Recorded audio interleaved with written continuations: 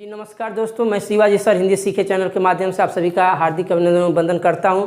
नमस्कार, आप ऐसे ही बने रहिए, अंत तक वीडियो को देखिए। आज का बेहतर इंपॉर्टेंट टॉपिक संविधान से मंत्रिपरिषद। दोस्तों बहुत ही कन्फ्यूजन होता है कि मंत्रिपरिषद क्या होता है, मंत्रिपरिषद के सदस्य कौन बनते हैं, ठीक, उनका कार्यकाल कितना होता है, ये सब चीज़ें आपको थोड़ा कन्फ्यूज करती है। तो इस टॉपिक को हम लेकर आए जो परीक्षा के दृष्टिकोण से बेहद ही इंपॉर्टेंट होता है। आप अंत तक बने रहिएगा। बहुत ही शानदार आज का जो टॉपिक है मंत्रिपरिषद। दोस्तों मंत्रिपरिषद के बारे में अगर देखा जाए तो कन्फ्यूजन आप सभी का हमेशा बना रहता है, ठीक। मंत्रिपरिषद होता क्या है, ठीक। सबसे पहली बात कि मंत्रिपरिषद होता क्या, इन बातों को मैं जिक्र करना चाहूँगा। दोस्तों मंत्रिपरिषद एक साधारण भाषा में जान जाइए कि मंत्रिपरिषद मंत्रियों के समूह को ही मंत्रिपरिषद कहा जाता है, ठीक। मंत्रिपरिषद के समूह को ही मंत्रिपरिषद के समूह को ही मतलब मंत्रियों के समूह को ही मंत्रिपरिषद कहा जाता है। जैसे मान लीजिए आपका जो कोई भी मंत्री हो, जैसे राज्य में भी जो भी मंत्री होते हैं उनके जो समूह होता है तो राज्य का मंत्रिपरिषद हो गया। केंद्र स्तर पर जो मंत्रियों का समूह होता है तो केंद्र स्तर का मंत्रिपरिषद हो जाता है। अब देखिए होता क्या है कि मंत्रिपरिषद में कौन कौन आते हैं लोग, ठीक, या मंत्रिपरिषद कितने प्रकार की होती है, ठीक। तो इस चीज़ को देखेंगे। देखिए दोस्तों मंत्रिपरिषद को 3 भागों में बांटा गया है। एक होता है कैबिनेट मंत्री, कैबिनेट मंत्री, ठीक, या इसको बोला जाता है मंत्रिमंडल, ठीक। दूसरा होता है आपका राज्य मंत्री, राज्य मंत्री, और तीसरा होता है उप मंत्री, ठीक। देखिए दोस्तों कैबिनेट मंत्री किसे कहते हैं, सबसे बड़ी बात तो कैबिनेट मंत्री में वे लोग आते हैं जो किसी ना किसी विभाग के अध्यक्ष होते हैं या किसी मंत्रालय के अध्यक्ष होते हैं। जैसे आपके रक्षा मंत्रालय के अध्यक्ष हैं राजनाथ सिंह, जिनको रक्षा मंत्री बोला जाता है। जैसे मान लीजिए आपके गृह मंत्रालय के अध्यक्ष हैं आपके अमित शाह, जिनको गृह मंत्री बोला जाता है। वित्त मंत्रालय के अध्यक्ष आपकी मतलब जो आपकी निर्मला सीतारमण है, उनको कैबिनेट मंत्री, यानी कैबिनेट मंत्री में वही व्यक्ति आते हैं जो किसी ना किसी विभाग के अध्यक्ष होते हैं, ठीक। अब बात आती है राज्य मंत्री। तो राज्य मंत्री में क्या होते हैं, तो कैबिनेट मंत्री की सहायता के लिए जिन मंत्रियों की नियुक्ति की जाती है उसको हम क्या कहते हैं, राज्य मंत्री, ठीक। अब तीसरा जो होता है उप मंत्री, तो उप मंत्री का काम क्या होता है, इन दोनों की सहायता के लिए इसकी भी नियुक्ति की जाती है, ठीक। तो ये आपके मंत्रिपरिषद का परिवार हुआ, ठीक। अब इसमें सबसे अधिक अधिकार किसको होता है, तो मंत्रिमंडल या कैबिनेट मंत्री को होता है, ठीक। अब देखिए देखने में मंत्रिपरिषद बड़ा है लेकिन शक्ति सबसे अधिक किसके पास होती है, तो कैबिनेट मंत्री, ठीक। अब कैबिनेट मंत्री में आपके प्रधानमंत्री भी आते हैं, ठीक। अब देखिए एक चीज़ और, ये तो आपको कन्फ्यूजन दूर हो गया, ठीक। अब आगे आते हैं कि मंत्रिपरिषद का विस्तार, यानी मंत्रिपरिषद का विस्तार कैसे किया जाता है, ठीक। देखिए दोस्तों एक बहुत ही शानदार संविधान संशोधन 91वें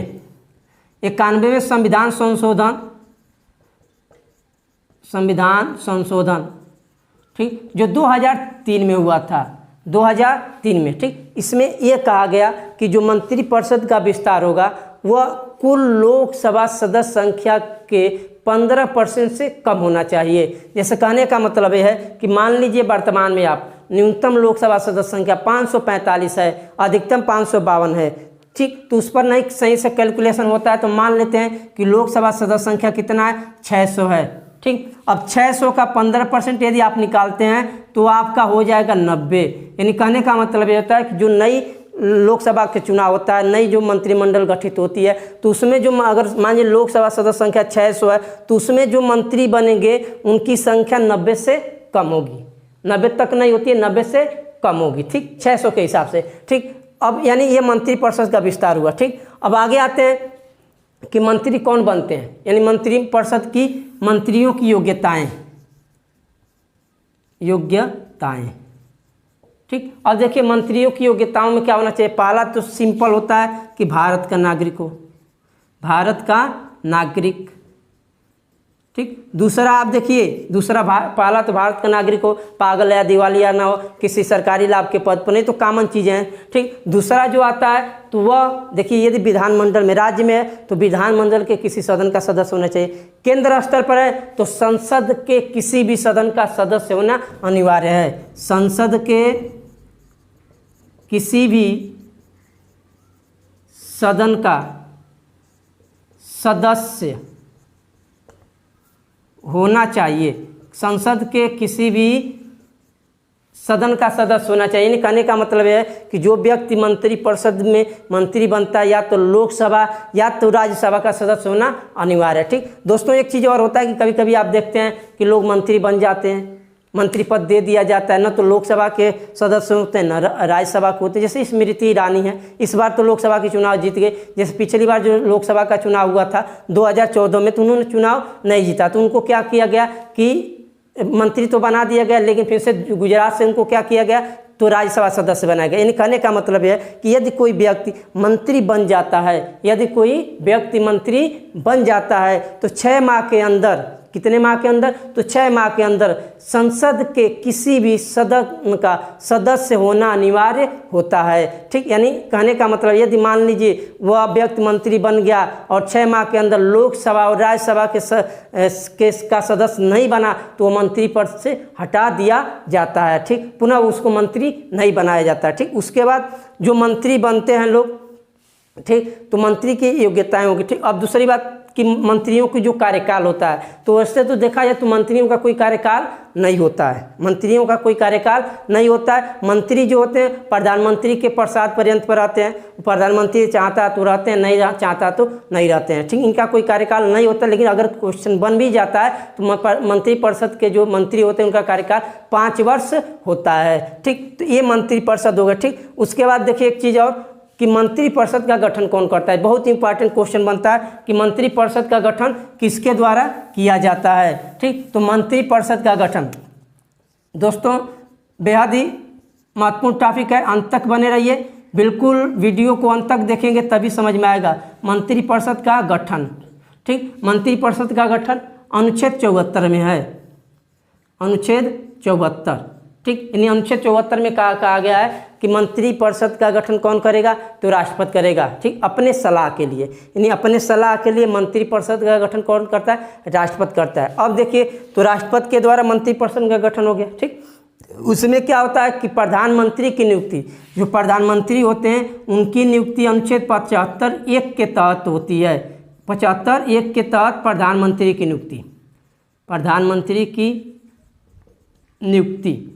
ठीक, और प्रधानमंत्री की नियुक्ति कर देता है तो प्रधानमंत्री के ही सलाह पर अन्य मंत्रियों की नियुक्ति कौन करता है, तो राष्ट्रपति करता है। ठीक, यानी 74 में ये कहा गया। ठीक, अब देखिए जो मंत्रिपरिषद होती है कब तक बनी रहती है, यानी मंत्रिपरिषद जो है वो कब तक बनी रहेगी। ठीक, ये सब चीज़ें बहुत इंपॉर्टेंट होता है। तो एक अनुच्छेद आता है अनुच्छेद 75(3) जो परीक्षा के दृष्टिकोण से बहुत ही इंपॉर्टेंट है।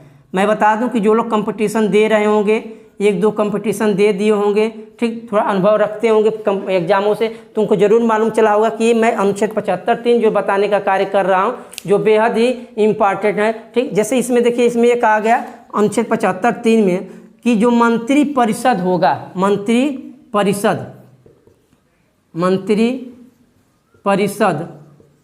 ठीक, सामूहिक रूप से लोकसभा के प्रति उत्तरदायी होता है। यानी कहने का मतलब यह है कि जब तक लोकसभा बना रहेगा तब तक मंत्री रहेंगे, जैसे ही लोकसभा भंग हो जाती है मंत्री भी खत्म हो जाते हैं। यानी कहने क्वेश्चन देखिए क्या बनते हैं यहाँ से क्वेश्चन। तो पहला क्वेश्चन ये बनता है कि मंत्रिपरिषद किसके प्रति उत्तरदायी होते हैं, मंत्रिपरिषद किसके प्रति उत्तरदायी होते हैं। तो आपका ऑप्शन क्या रहेगा, तो राष्ट्रपति, राज्यसभा सदस्य, राज्यसभा, लोकसभा, प्रधानमंत्री। तो एकदम सीधा आपका आंसर आएगा कि लोकसभा।